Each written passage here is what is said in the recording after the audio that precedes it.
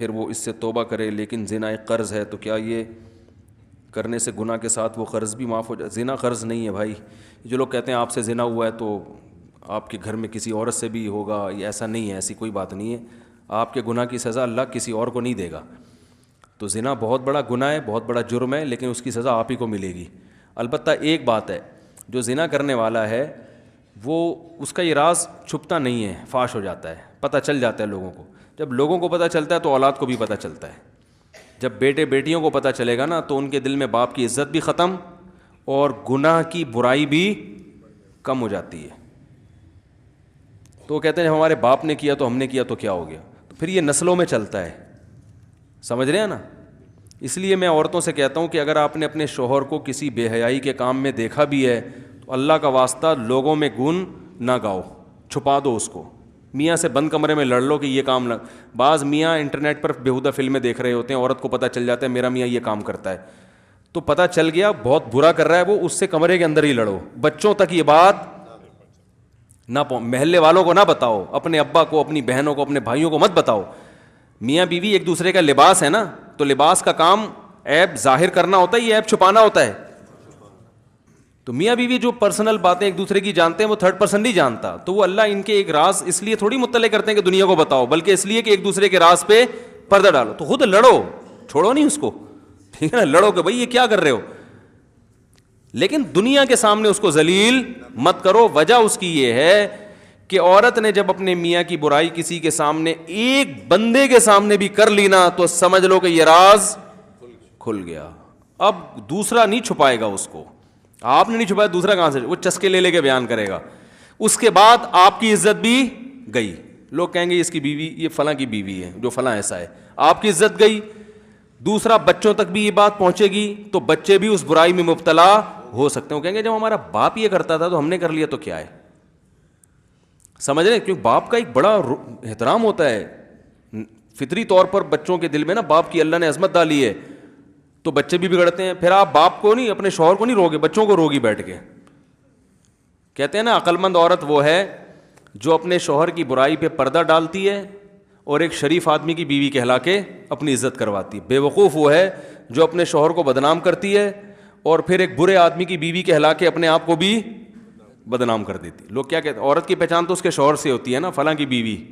دیکھو انبیاء کرام کی، جو ہمارے نبی کی جو ازواج ہیں، اگر وہ ہمارے نبی کی بیوی نہ بنتی تو ان کی کوئی عزت ہوتی، پہچان ہوتی ہے بھائی؟ وہ مائیں بنتی ہماری.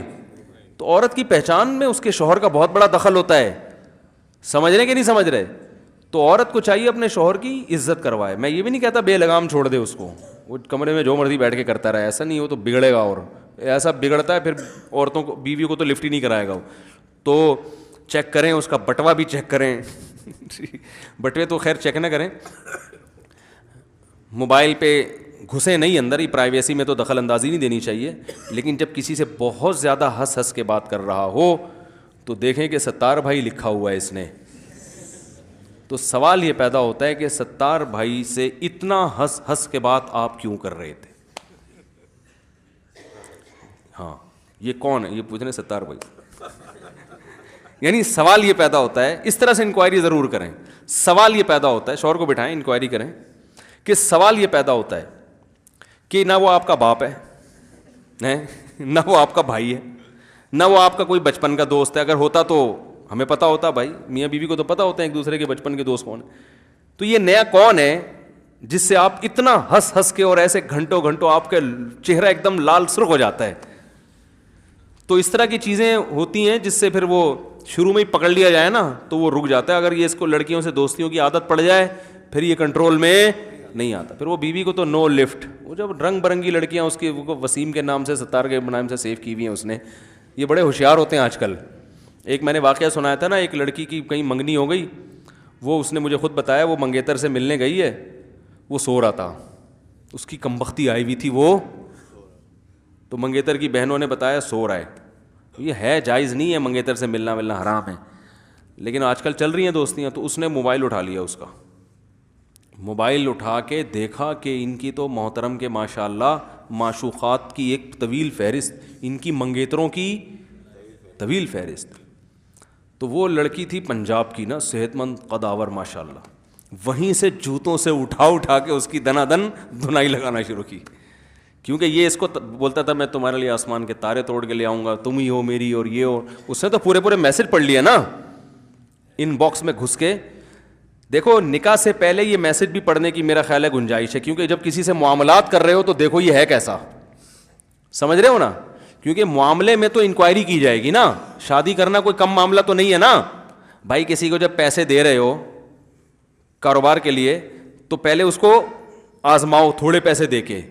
تو یہ تجسس جائز ہے، کیونکہ آپ معاملات بغیر پرکھے نہیں کر سکتے. تو منگیتر کے موبائل میں گھسیں، شوہر کے موبائل میں گھسنے کی اجازت نہیں ہے. اب تو کر لی نا شادی، اب تجسس شریعت میں کیا ہے؟ نہ شوہر بیوی کے موبائل میں گھسے، نہ یہ اس کے موبائل میں گھسے. یہ غلط چیز ہے.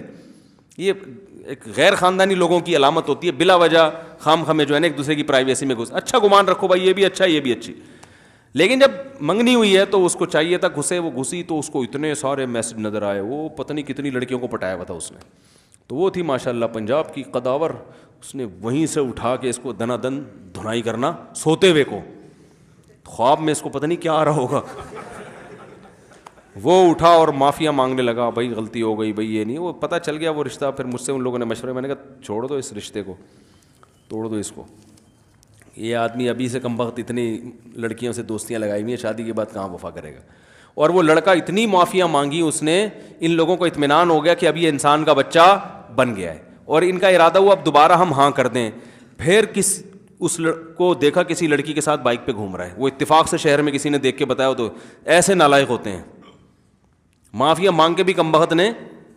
تو بھائی یہ دین اور مذہب اللہ کی بڑی نعمت ہے. مذہب کے علاوہ کون سی چیز روکے گی آپ کو؟ اللہ کا خوف اگر نہیں ہے تو پھر کون روکے گا آپ کو؟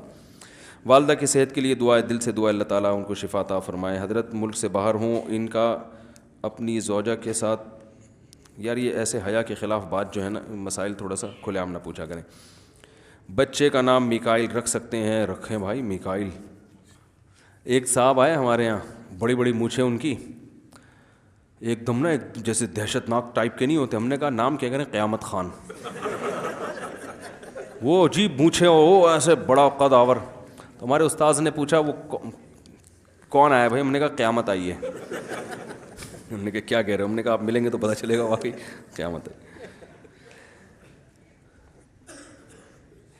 میرے دوست نے اپنے 3 دوستوں کے ساتھ مل کر گارمنٹس کے کام میں کچھ پیسے انویسٹ کیے ہیں. ہر ماہ ان کو کچھ منافع ہوتا ہے، وہ منافع 4 دوستوں میں تقسیم ہوتا ہے. میرے دوست نے مجھ سے کچھ پیسے لیے ہیں 2 ماہ کے لیے منافع، اور اس نے اپنے ایک پارٹنر کو پیسے دیے، ایک دے کر فارغ کر دیا. میرے دوست کے 2 حصے ہیں، باقی 2 حصے پارٹنر کو دیتے ہیں. دوست اپنے منافع پر سے بنیاد منافع. بھائی اتنے لمبے چوڑے مسائل ریٹرن میں پوچھا کرو، پورے تجارت کے میں تو کامن جو لوگوں کے عام فائدے کے مسائل ہیں وہ پوچھا کریں. ریٹرن میں لکھ کے دے دیں اپنا فون نمبر ڈال کے. جب سے یہ سنا ہے کہ غسل کرنے میں ایک بال برابر جگہ بھی خشک رہ گئی تو غسل نہیں ہوگا، تب سے غسل کرنا مشکل ہو گیا ہے. غسل کرتے ہوئے اسلام کے بارے میں خیال آتا ہے، اسلام کتنا مشکل ہے. بھائی اسلام نے جہاں یہ بتایا ہے کہ ایک بال کے برابر بھی خشک رہ گیا تو غسل نہیں ہوتا، وہاں یہ بھی بتایا کہ ایک دفعہ مگا ڈال کے اطمینان کر لو کہ پانی پہنچ گیا ہے، اس میں وہم نہ کرو. آپ نے کبھی مجھے وضو کرتے ہوئے دیکھا ہے نا؟ کیا اسپیڈ ہے کہ نہیں ہے؟ لوگ ادھر مصلی پہ کھڑے ہوتے ہیں، گھڑی دیکھ رہے ہوتے ہیں کہ نماز میں 8 بج کے فار ایگزامپل 8 بجے نماز ہے، لوگ دیکھ رہے ہوتے ہیں 7:49 ہو گئے، مفتی صاحب مارکیٹ سے شارٹ ہے. پیچھے دیکھ لیا، ادھر دیکھ لیا، کہیں بھی نہیں ہے. 1 منٹ میں ابھی 30 سیکنڈ باقی رہتے ہیں پورا ہونے میں. میں وضو کر کے مصلی پہ الحمدللہ کھڑا ہوا ہوتا. لوگ کہتے ہیں یہ آئے کہاں سے؟ اس دوران میں ہم اوپر سے اترتے بھی ہیں، گھر سے وضو بھی کرتے ہیں، یہاں بھی آرام سے پہنچ جاتے ہیں. 30 سیکنڈ بہت ہے میرے لیے. تو میں تو وہاں لڑکے وضو کر رہے ہوتے ہیں نا مدرسے میں، تو ان سے کہتا ہوں سائڈ پہ ہو، تم گھنٹہ لگاؤ گے یار، تو نکل لی. تو یہ آپ 3 دفعہ منہ دھوئیں، پورے بال گیلے ہو جاتے ہیں. تو یہ آپ کا اپنا وہم ہے کہ آپ کو یہ وہم ہو گیا کہ بال گیلے نہیں ہو رہے. اور میں یہاں لوگوں کو دیکھتا ہوں گھنٹوں پاؤں رگڑ رہے ہیں، نل کا کھلا ہوا ہے، ادھر سے رگڑ رہا ہے، ادھر سے رگڑ رہا ہے، یہاں سے رگڑ رہا ہے. ابے کیا کر رہا ہے بھائی تو؟ کیا کھال ادھیڑے گا اس کی تو؟ عجیب وہمیت، داڑیاں دھو رہے ہیں پوری یوں کر کے. تو آپ کبھی ہمیں دیکھ لیں تو پورا وضو ہو جاتا ہے. پانی نہانا بھی ایسا ہی ہے، جاؤ 2 منٹ میں آدمی پورا جسم گیلا ہو جاتا ہے. تو یہ وہم ہے، یہ اسلام مشکل نہیں ہے. آپ کو کیا ہو گیا ہے؟